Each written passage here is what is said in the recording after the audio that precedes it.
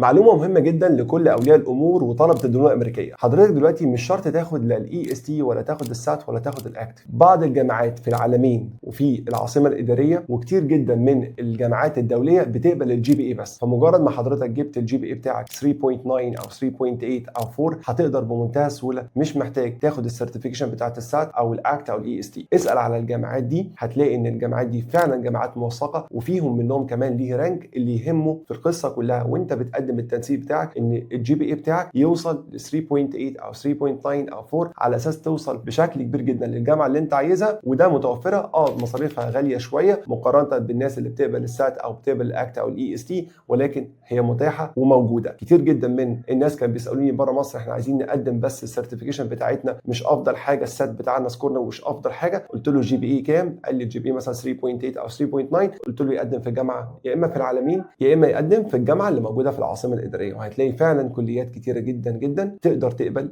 الجي بي اي بتاعك. لو انت عايز مزيد من تفاصيل الدبلومه الامريكيه وازاي بتقدر تدخل جامعات مختلفه، ابعت لي دايركت على الواتساب دلوقتي وتعالى افهمك في فيديو تاني يعني ايه منحه دراسيه تقدر تاخدها من الدبلومه الامريكيه. ماث هاوس معاك عشان توصل لاعلى سكور. مش بس كده، ماث هاوس غيرت مفاهيم التعليم.